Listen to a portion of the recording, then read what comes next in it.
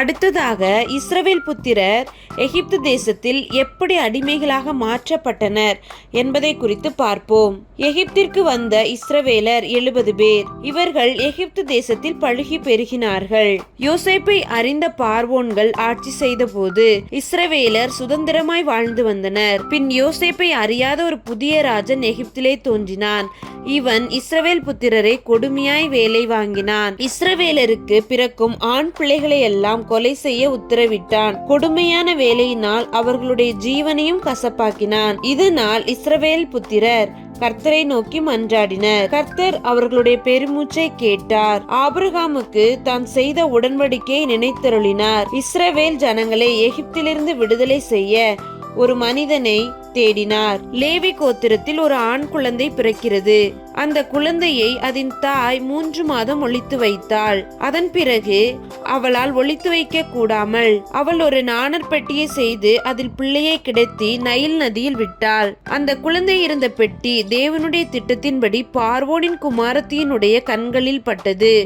இவைகளையெல்லாம் தூரத்திலிருந்து கவனித்துக் கொண்டிருந்த அக்குழந்தையின் அக்கா பார்வோனுடைய குமாரத்தியிடம் விரைந்து சென்று, இந்த குழந்தையை வளர்க்க எபிரேய ஸ்திரீயை அழைத்து வரவா என்று கேட்க, பார்வோனுடைய குமாரத்தியும் அதற்கு சம்மதித்தாள். குழந்தையின் அக்காவோ குழந்தையின் தாயையே அழைத்து கொண்டு வந்தாள்.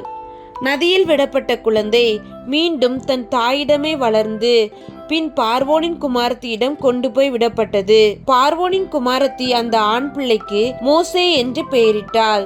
மோசே என்றால் ஜலத்திலிருந்து எடுக்கப்பட்டவன் என்பது பொருள். பார்வோனின் அரண்மனையில் வளர்ந்து கொண்டிருந்த மோசே ஒரு நாள் தன் சகோதரரை காண எகிப்து தேசத்தை சுற்றி பார்க்க சென்றான். அப்பொழுது மோசேக்கு வயது 40. தன் சகோதரரை காண மோசே சென்றபோது ஒரு எகிப்தியன் தன் சகோதரன் எபிரேயனை அடிக்கிறதை கண்டான். இதனால் கோபமடைந்து மோசே எகிப்தியனை கொன்று போட்டான். மறுநாளும் யாராவது சிக்குவார்கள் என்று சிந்தித்துக் கொண்டு புறப்பட்டான் மோசே. ஆனால் அங்கே சண்டை பண்ணி கொண்டிருந்த இருவரும் எபிரேயர்கள். ஏன் உன் சகோதரனை அடிக்கிறாய் என்று அநியாயம் செய்தவனை பார்த்து மோசே கேட்க, எங்கள் மேல் உன்னை நியாயாதிபதியாக வைத்தவன் யார் என்று அநியாயம் செய்தவன் மோசேயை பார்த்து கேட்க, மோசே காரியம் நிச்சயமாய் வெளிப்பட்டது என்று சொல்லி பார்வோனுக்கு பயந்து எகிப்து தேசத்தை விட்டு மீதியான் தேசத்துக்கு ஓடி போனான். மோசே நினைத்தான், நாம் அரண்மனையில் இருந்து கொண்டே நம் சகோதரருக்கு உதவி செய்யலாம் என்று.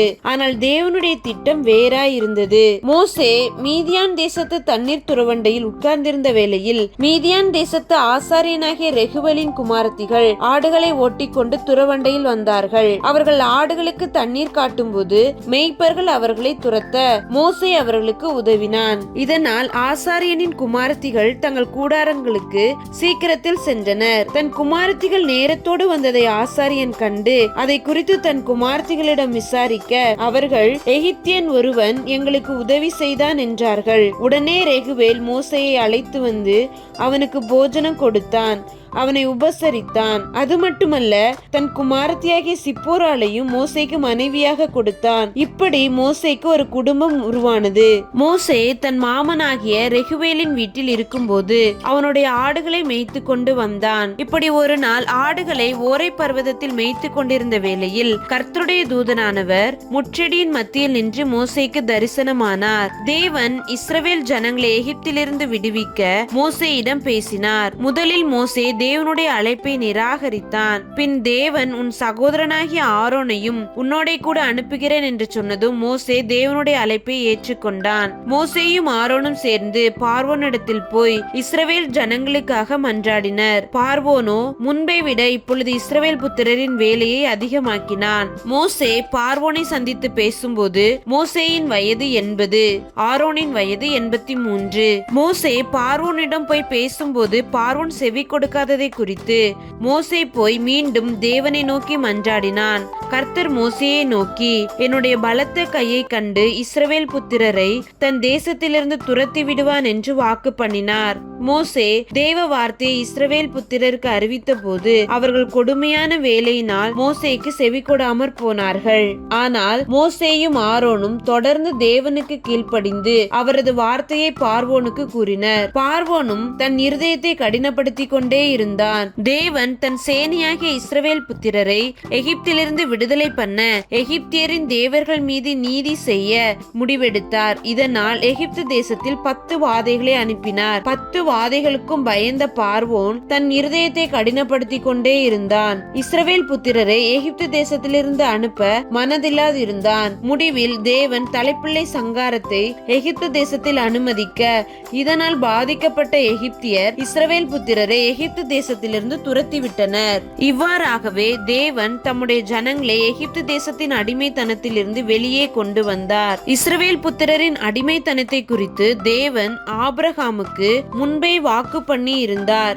இதை ஆதியாகமம் 15ஆம் அதிகாரத்தில் வாசிக்கின்றோம். இஸ்ரவேல் புத்திரர் எகிப்து தேசத்தில் அடிமையாக்கப்பட்டிருந்தாலும் அவர்கள் எகிப்து தேசத்திலிருந்து வெளியே வரும்போது மிகுந்த பொருட்களுடன் வருவார்கள் என்றும் கூறினார். அதே போல இஸ்ரவேல் புத்திரர் 430 ஆண்டுகள் முடிந்த அன்றைய தினமே மிகுந்த கொள்ளை பொருட்களுடனே எகிப்திலிருந்து வெளியே வந்தனர். வாக்கு பண்ணின தேவன் தம்முடைய வாக்கை நிறைவேற்றினார். வாக்குத்தத்தம் நிறைவேறும் முன்பு கர்த்தருடைய ஜனங்கள் பலவித இன்னல்களையும் பாடுகளையும் அனுபவித்தனர்.